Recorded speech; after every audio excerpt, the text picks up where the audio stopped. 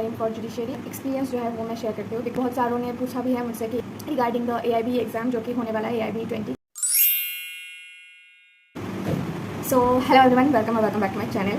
So if you are watching my video for the very first time, let me introduce myself.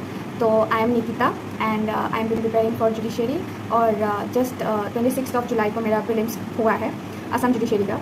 तो मैं वही आज मैंने सोचा कि एक बहुत दिनों से वीडियो मैं नहीं कर रही हूँ, सो एक वीडियो मैं बनाती हूँ और अपना एक्सपीरियंस जो है वो मैं शेयर करती हूँ। बिकॉज़ ये मेरा फर्स्ट अटेम्प्ट था और बहुत सारों ने पूछा भी है मुझसे कि आपका कैसा गया एग्ज़ाम एंड आपका कितना स्कोर आ रहा है। सिंस गुवाहाटी यूनिवर्सिटी ने आंसर की भी दे दिया है, कल ही दिया है आई गेस दोपहर को, तो इसी वजह से बहुत सारों ने पूछा है मुझसे। तो I thought to make a video on this particular thing. Also किसी ने मुझसे पूछा है कि अगर आप हो सके और अगर आप फ्री हो तो आप एक आइडिया दे देना रिगार्डिंग AIB एग्ज़ाम के लिए जो कि होने वाला है आई गेस। ऐसे तो गूगल में दिखा रहा है कि 20 दिसंबर में हो सकता है, बट मुझे एग्जैक्टली नहीं पता है।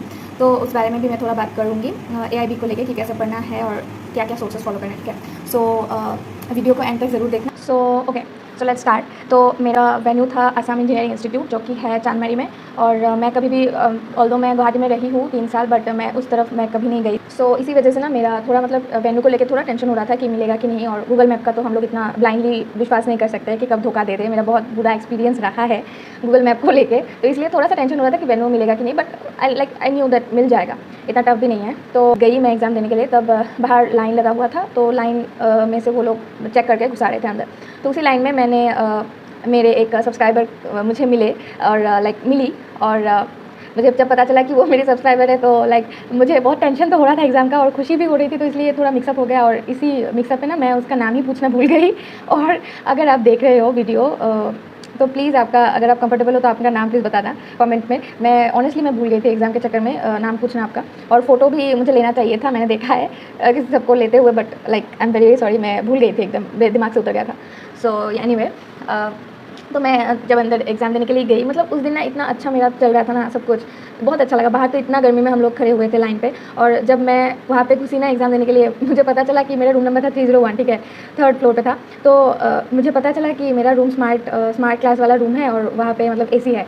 तो ये देख के और ये जान के मुझे इतना सेटिस्फेक्शन हुआ कि ऐसा होता है ना कि अगर आपका दिमाग शांत रहता है, दिमाग ठंडा रहता है, तो आप ज़्यादा कंसंट्रेट कर पाते हो जो भी आप काम कर रहे हो उसमें। तो ये देख के मुझे इतना सेटिस्फेक्शन हुआ कि चलो भाई, अभी तो एग्ज़ाम अच्छा करना ही पड़ेगा। तो उस दिन का लक मेरा बहुत फेवर किया लक मेरा, तो इसीलिए बहुत खुश हो गई मैं वो देख के, रूम देख के। तो ये है मेरा क्वेश्चन पेपर, ये है मेरा क्वेश्चन पेपर। तो मेरा सबसे मुझे सबसे ज़्यादा अच्छा इस बात का लगा कि मैंने आई थिंक 2-3 एग्ज़ाम मैंने पहले भी दिया है कम्पिटिटिव एग्ज़ाम, तो उस पर ना इतना ज़्यादा तामझाम होता है OMR शीट को एंड क्वेश्चन पेपर को लेके, तो उसमें ना ज़्यादा कंसंट्रेशन करते करते आपका दिमाग बैठ जाता है कि बहुत ज़्यादा रूल्स एंड रेगुलेशन होते हैं। बट इसमें इतना अच्छा लगा मुझे कि जैसे हम लोग देते थे कोचिंग में, सिर्फ नाम लिखना होता था और रोल नंबर, तो वही बस था और कुछ नहीं था ना। इतना सेटिस्फाइंग लगा मुझे ये देख के, तो वहीं पे मैं और ज़्यादा डबल खुश हो गई कि अब इतना तामझाम नहीं है क्वेश्चन पेपर को लेकर और OMR को लेकर, तो उसमें भी दिमाग शांत बैठा था। तो फिर जब मुझे क्वेश्चन पेपर मिला तो दिल में तो बहुत ज़्यादा बहुत घबराहट हो रही थी, बट मैं अपने आप को शांत करने की बहुत कोशिश कर रही थी कि कुछ भी करके नहीं, अच्छा करना है तुझे। उसके बाद क्वेश्चन पेपर मुझे मिला और क्वेश्चन मैं कर रही थी, आसपास भी देख रही हूँ, सब लोग लिख रहे थे और इतना देखने का टाइम भी नहीं मिल रहा था मुझे। तो मैं आई वाज अभी करते हैं, चलो दिमाग में आ रहा है तो करते हैं। तो मैंने किया, सब कुछ किया, हाँ। बट लास्ट में मेरा क्या हुआ, मेरा टाइम मैनेजमेंट में थोड़ा सा दिक्कत हो गया। मुझे रीजनिंग और एप्टीट्यूड में इतना टाइम ही नहीं मिला, और ठीक था, अच्छा था SMS। और इंग्लिश भी, मुझे इंग्लिश को लेके ईडियम्स फ्रेजेस में थोड़ा टेंशन हो रहा था कि कॉमन आएगा कि नहीं, जो मैं फॉलो कर रही हूँ वो उसमें से आएगा कि नहीं, बट फॉर्चुनेटली वहाँ पे आया। सारे एप्लीकेशन बेस्ड क्वेश्चन थे, फैक्चुअल क्वेश्चंस थे, तो उसमें बहुत सारों का प्रॉब्लम हुआ। और अभी ना इस बार क्या हुआ, PYQ से इतना फॉलो ही नहीं किया गया, तो इसी वजह से ना सबका दिमाग ख़राब हो गया था कि अलग सा एक पैटर्न फॉलो किया गया है। सब लोग अभी बोल रहे हैं, मुझे तब लग रहा था कि पता नहीं, मुझे ऐसा लग रहा है कि और सबको लग रहा है कि नहीं, पता नहीं, पर अभी देख रही हूँ मैं, हर कोई ऐसा बोल रहा है कि पैटर्न चेंज हुआ है। तो इसी बात का सबको टेंशन है अभी। तो it was good, the experience was very good.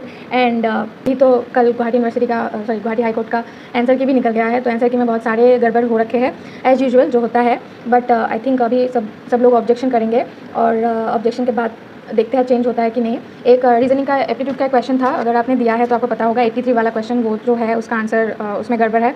And then आपका जो ये वाला क्वेश्चन है, लेट मी टेल यू, ये वाला जो क्वेश्चन है आपका 33 वाला क्वेश्चन जो है एविडेंस का, इसमें भी थोड़ा दिक्कत आया है। एंड देन सभी बोल रहे हैं 27 में भी थोड़ा बहुत दिक्कत आया है, बट मैंने 27 का ए ही दिया था आंसर। एंड ऐसे ही कुछ कुछ क्वेश्चन ऐसे हैं, पता नहीं अभी कैसा आएगा कट ऑफ।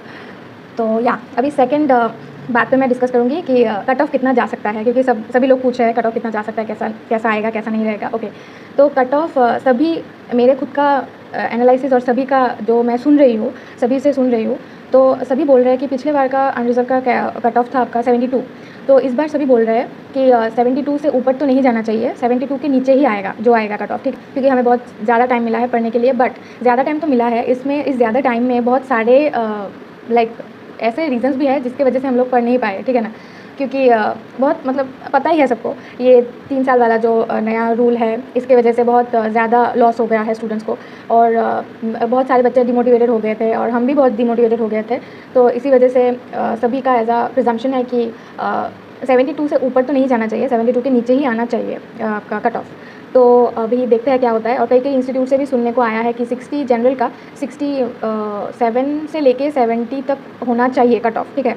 और अगर आप जनरल या ओबीसी हो तो आपके लिए ये अनरिजर्व्ड है ऑफ कोर्स। एंड अगर आप एससी से हो तो आई थिंक 65 ऐसा सुनने को आया है, मेरा खुद का एनालिसिस ये नहीं है, सबका ही है, सब बोल रहे हैं। तो 65 to 67 ऐसा हो सकता है। और अगर आप एसटी या फिर एसटी हिल या फिर एसटी प्लेन से हो, तो अगर आपको मिल रहा है 60+ then you are eligible for the mains, ठीक है। तो ऐसा एनालिसिस हर एक किसी से सुनने को आ रहा है, बट द थिंग इज़ अभी हम लोग एक्सपेक्ट नहीं कर सकते कि ऐसा ही होगा, इससे ज़्यादा भी हो सकता है, इससे कम भी हो सकता है ना। अगर लाइक मेरा क्या हुआ है, मेरा मतलब मैं आपको एग्जैक्ट नंबर तो नहीं बता सकती, बट मतलब मेरा अभी ऐसा सिचुएशन हो रखा है 70-30 वाला सिचुएशन है, ठीक है। 50-50 नहीं है, 70-30 वाला सिचुएशन है। सभी बोल रहे हैं मेरा हो जाना चाहिए, मुझे लग रहा है मेरा नहीं होगा, शायद मैं ज़्यादा नेगेटिव सोच रही हूँ, बट पता नहीं क्या होगा।